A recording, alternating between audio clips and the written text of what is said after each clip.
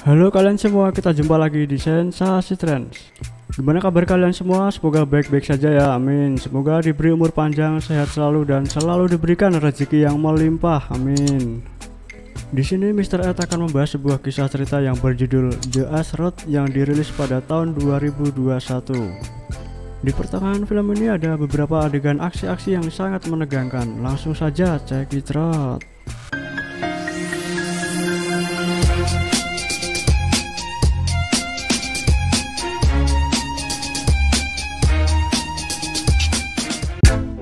Alur cerita.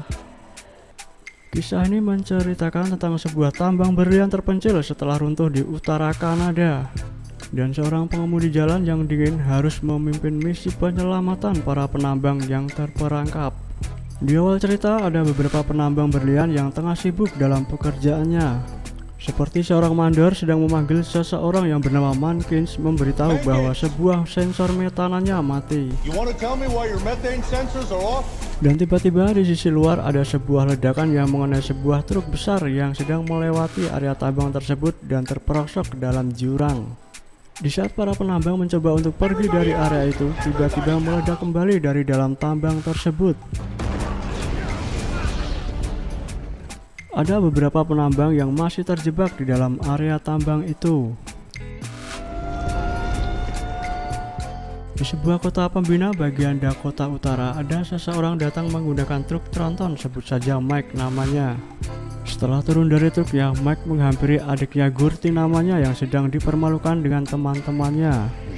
Mike tidak terima dan langsung menghajar salah satu dari mereka hingga tak sadarkan diri.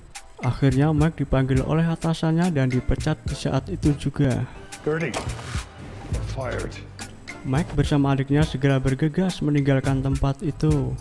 Di waktu yang sama, Mike membawa adiknya Gurti Johnson ke sebuah tempat seperti rumah sakit untuk direhabilitasi.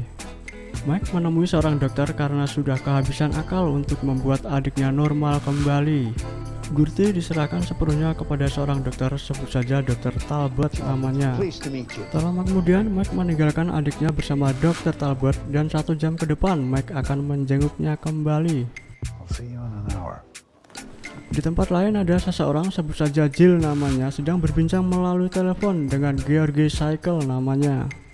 Menurut Cycle, kejadian itu disebabkan oleh kumpulnya gas di balik perisai penghadang dan sensor metana tidak bisa mendeteksinya. Jill pun memperingatkan kepada mereka dan siapapun juga dilarang untuk memasuki terowongan untuk saat ini. Tak lama kemudian, Jill sebagai petugas mengurusi keadaan darurat sipil menelpon ke pangkalan angkatan udara di Winnipeg untuk pengangkutan muatan gas kepala sumur. Dari pangkalan angkatan udara pun mengatakan bahwa itu adalah hal yang paling mustahil. Dikatka di daerah tempat tambang itu tidak ada tempat untuk lepas landas dan harus dibawa menggunakan truk. Masih di waktu yang sama, Jill mencoba menghubungi McTully yang sangat paham dengan transportasi jalan es. Di tempat lain, McTully menemui Jim Goldenroot menawarkan pekerjaan yang sangat ekstrim, yaitu membawa kepala sumur gas 18 kaki dan pipa 300 kaki menggunakan truk melalui jalan es. Jim setuju dengan pekerjaan ini apabila telah menemukan sopir dan mekanik lainnya dan meminta McTully untuk meminta izin ke pemerintahan provinsi untuk membuka jalan es. Di tempat lain, Mike datang mengunjungi adiknya di rumah sakit yang sedang menjalani rehabilitasi. Setelah mengetahui adiknya dikasih obat yang salah dan tidak diperlakukan dengan benar kepada Dr. Talbot, Mike segera membawa adiknya pergi dari rumah sakit itu. Di saat sedang mengisi bahan bakar, ada sebuah truk besar yang sangat cantik yang hanya mengenang pekerjaan di masa lalu mereka. Tak lama kemudian mereka mendapat pesan dari Jim Goldenroot yang akan memberikan suatu pekerjaan. Dan mereka bergegas pergi ke Winnipeg untuk mendapatkan pekerjaan itu. Di tempat yang berbeda, Jim sedang menebus dan menjemput seseorang perempuan, sebut saja Tantu namanya. Di dalam mobil, Jim mengatakan kepada Tantu bahwa akan mengadakan penyelamatan kecil di Katka. Tanpa pikir panjang, Tantu pun akan mengikuti penyelamatan itu demi saudaranya Cody namanya. Di tempat lain di dalam tambang, ada beberapa penambang yang masih selamat hingga saat ini termasuk Cody, saudara dari Tantu. Di sisi lain, Mike dan Gurti datang di sebuah tempat di mana Goldenroot berada untuk menemuinya. Setelah mereka bertemu, Jim mencoba keahlian dan kemampuan Gurty sebagai mekanik yang profesional. Dan ternyata kemampuan Gurty di luar dugaan Jim, dan akhirnya mereka diterima untuk misi penyelamatan ini. Tak lama kemudian ada sebuah truk memperlihatkan keahliannya dalam mengemudikan truknya, tak lain adalah Tanto. Di Katka area penambangan, ada seseorang sebut saja Fred namanya sedang mencoba untuk mengirimkan sebuah kode Morse dari luar tambang melalui pipa besi. Maksud dari kode Morse itu adalah menanyakan berapa penambang yang selamat.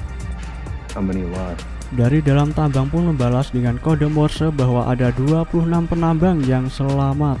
Dengan kode Morse, Fred kembali mengirimkan sebuah pesan yang artinya memberitahukan bahwa kepala sumur akan datang secepatnya. Di tempat lain, Jim bersama Mike, Gurty, dan Tanto sedang memperlihatkan sebuah muatan yang akan dibawa dalam misi ini.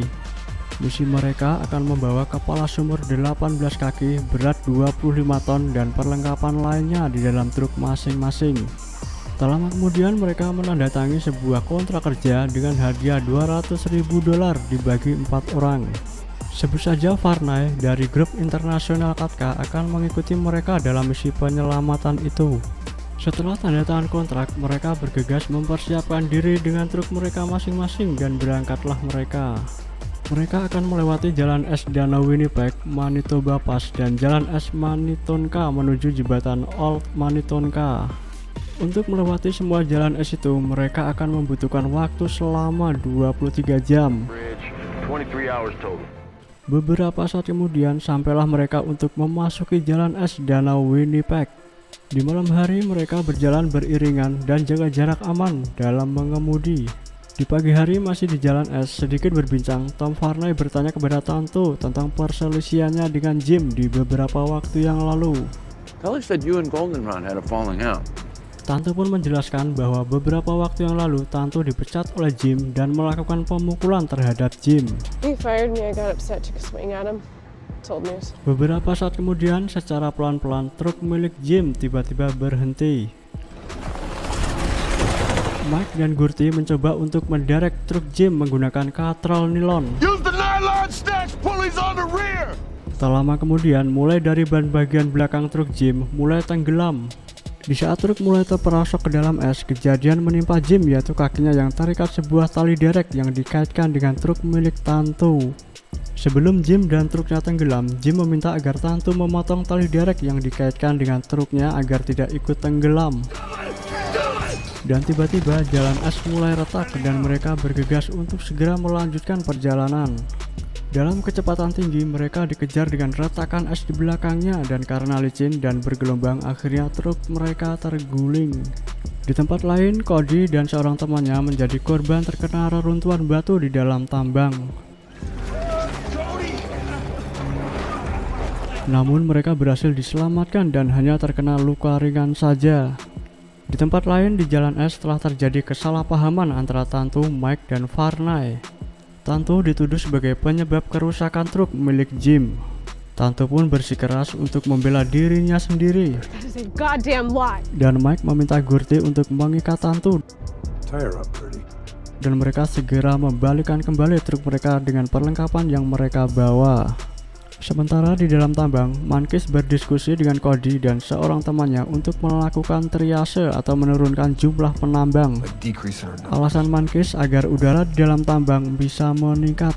Tapi Cody dan seorang temannya itu tidak setuju dengan ide konyol Mankis. Mankis menyuruh temannya agar mengirim kode Morse kepada Fred tentang triase, dan Fred pun tidak menyetujuinya. Di tempat lain, ketika Mike dan Gurty memeriksa muatan di dalam trailer, tiba-tiba Varney menutup dan mengunci mereka di dalam trailer itu. Dan Tanto sudah mengetahui bahwa kejadian yang menimpa truk Jim adalah ulah dari Varney. Sementara Mike dan Gurty sedang mencari akal untuk keluar dari trailer itu, dan Varney mencoba untuk meledakkan truk mereka dengan bom dan meninggalkannya. Ketika bom hampir meledak, Mike berhasil keluar dari trailer itu dan membuang jauh-jauh bom itu dari hadapannya. Gurty mengalami kecelakaan terkena hantaman sebuah benda dan terperosok ke dalam lautan es. Dan tak lama kemudian Mike berhasil menemukan dia di dalam keadaan tidak sadarkan diri. Setelah sadar, Mike meminta maaf atas perlakuan kasarnya terhadap Gurty. Dan Mike mulai pergi mengejar Varney yang telah mencoba membunuhnya. Di sisi lain, Varney telah bertemu dengan seseorang, yaitu Cycle, untuk merencanakan sesuatu untuk menjatuhkan truk milik Tantu dari atas tebing. Dan mereka pun akan membuat berita bohong kepada publik tentang penyelamat yang berakhir tragis. Di dalam tambang terjadi perdebatan antara Mankish, Rene teman Cody, dan Cody itu sendiri. Dan ternyata yang mematikan sensor metana adalah orang dalam tambang itu sendiri, dan mereka dibayar $100 per bulan. Di tempat lain, Varney sudah berada di mana truk Tantu akan dijatuhkan ke jurang yang sudah direncanakan bersama Cycle. Di saat tersadar, Tantu berhasil menjatuhkan Varney dari truknya dan meninggalkannya. Melalui saluran radio, Tantu mencoba untuk meminta bantuan kepada siapa saja yang mendengarnya. Mike pun menjawab panggilan Tantu dan memberitahukan bahwa dia telah dikejar oleh Varney yang bersenjata.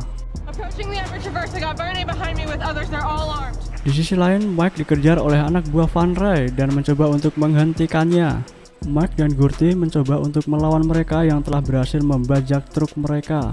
Gurty terjatuh dari truknya dan masih dalam perlawanan, sementara Mike masih mempertahankan truknya dari serangan anak buah Varney. Setelah mereka berhasil melumpuhkan lawannya masing-masing, segera bergegas untuk melanjutkan perjalanan mereka. Di sisi lain, Tantu mengalami kendala terhadap truknya yang tiba-tiba berhenti di tengah jalan. Truk Tantu kehabisan bahan bakar karena ulah Varney yang telah mencabut selang aliran bahan bakar itu sebelumnya. Di saat Tantu merasa tertekan oleh Varney, tiba-tiba Mike dan Gurty datang menabrakkan mobil Varney hingga terperosok ke jurang. Setelah Mike dan Tantu bertemu, Mike meminta maaf kepada Tantu atas tuduhan yang salah kepadanya. Di sisi lain, Varney masih selamat dalam kejadian itu. Sementara Gurty sebagai mekanik yang handal sedang memperbaiki truk Tantu untuk melanjutkan perjalanannya. Di tempat lain, Varney sedang menuju ke atas bukit salju es tepat di atas Mike dan kawan-kawan untuk menanamkan sebuah bom. Di saat sedang mengisi bahan bakar, tiba-tiba ada ledakan di atas bukit dan terjadilah longsoran salju es yang sangat besar. Mike, Tantu, dan Gurty segera pergi untuk menyelamatkan diri dari longsoran itu. Mike dan Gurty berhasil mendahului kecepatan longsoran itu dan Tantu hampir terperosok ke jurang setelah terkena longsoran salju es. Tantu sedikit terluka tertusuk sebuah batang pohon tepat di dadanya yang tidak begitu dalam. Tak lama kemudian, Tantu dibawa ke dalam truk Mike dan isi muatan truk Tantu dipindahkan dikaitkan ke truk Mike. Di tempat lain, Cycle sangat mengkhawatirkan tentang akan hadirnya CEO dalam waktu yang dekat ini. Dalam kejadian di tambang, Cycle menginginkan tidak ada bukti yang berkaitan dengan dirinya. Dengan adanya uang pelicin untuk semua pekerja dan tanpa adanya jejak dokumen agar terlihat seperti kecelakaan tambang tragis lainnya. Di tempat lain di dalam tambang, keadaan para penambang mulai sangat lemah karena kandungan oksigen di dalam tambang semakin menipis. Di sisi lain, dalam perjalanan, truk Mike berhasil dikejar oleh Varney yang menggunakan truk milik Tantu. Karena truk yang ditumpangi Varney itu tanpa muatan, Varney bisa lebih cepat dalam pengejarannya. Beberapa saat kemudian, Gurty mengambil alih kemudi sementara Mike keluar dari kemudi truk untuk mencoba melumpuhkan Varney. Di sisi lain, setelah sampai di sebuah jembatan, Gurty berhenti sejenak karena melebihi muatan untuk melewati jembatan itu. Merasa lebih berpengalaman, akhirnya Tantu mengambil alih untuk mengemudikan truk itu. Di saat melewati jembatan itu, tiba-tiba truk berhenti di pertengahan jalan karena adanya slip pada ban truk tersebut. Tak lama kemudian, Gurty mendapat sebuah ide memberikan sebuah bantalan traksi untuk mengatasi slip pada ban. Di sisi lain, Mike berhasil melumpuhkan Varney dengan cara menabrakkan truknya dengan sebuah bekuan es dan tenggelam seketika. Di sisi lain, dengan usahanya Tantu dibantu oleh Gurty berhasil melewatinya sebelum jembatan itu runtuh rata dengan tanah. Di tempat lain, setelah berhasil melumpuhkan Varney, Mike segera menyusul Tantu dan Gurty di jembatan itu. Setelah melewati jembatan, truk yang tadinya dalam keadaan berhenti secara tiba-tiba mundur dengan pelan-pelan. Tantu dengan kepanikannya mencoba untuk mengendalikan truk itu. Dan Gurty dengan kepanikannya mencoba untuk mengunci sebuah pintu besi tepat berada di belakang truk itu. Namun naas, dalam waktu yang bersamaan di saat berhasil mengunci pintu besi itu, Gurty tak sempat menyelamatkan diri dan tergencat oleh badan truk itu sendiri. Tak lama kemudian setelah kejadian, adiknya Mike pun datang menangis dan berkali-kali meminta maaf kepada Gurty sebelum menghembuskan nafas untuk yang terakhir kalinya. Di tempat lain di Katka, Cycle dan Fred menyambut kedatangan wakil menteri belum diketahui namanya dan seorang wapres operasional, Jack Tiger namanya. Cycle menjelaskan bahwa dia kontak terakhir dengan tim penyelamat sudah beberapa jam yang lalu. Wapres pun pesimis jika kepala sumur selama 30 jam tak kunjung datang, para penambang pun tak akan ada yang selamat keluar dari pintu terowongan. Tak lama kemudian seorang pekerja tambang setelah melihat sebuah truk tak lain adalah tim penyelamat segera membunyikan sebuah sirene bahwa ada tim penyelamat yang telah datang. Tim medis bergegas untuk segera memberi pertolongan medis kepada Tanto. Mike meminta agar cepat-cepat memasang kepala sumur itu sebelum terlambat. Setelah kepala sumur itu terpasang, Fred meminta 2 terowongan sekaligus akan diledakkan. Sementara keadaan para penambang di dalam tambang kondisinya sangat lemas. Meskipun masih dalam perawatan, Tanto bersikeras tetap ingin mencari saudaranya Cody namanya.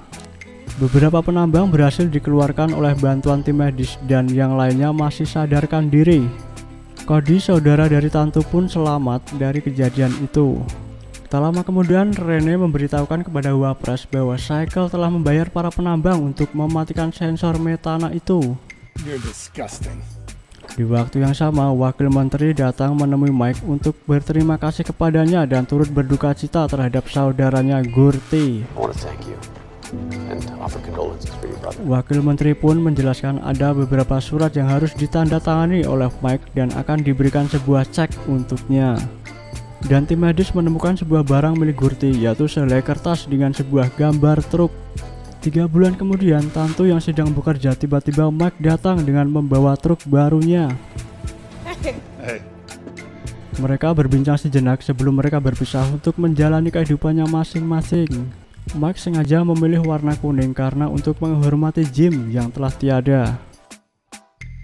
Mike seperti menjalani usahanya sendiri yang tanpa atasan dan absensi yang berkaitan dengan barang-barang olahraga. Tak lama kemudian Mike berpamitan untuk pergi untuk melanjutkan perjalanannya. Terima kasih buat kalian semua yang telah menyaksikan alur cerita dari Mr. Ed. Jangan lupa dukung terus channel ini dan masih banyak cerita-cerita lainnya yang keren-keren tentunya. Kita jumpa lagi di sensasi trans berikutnya. Wassalam.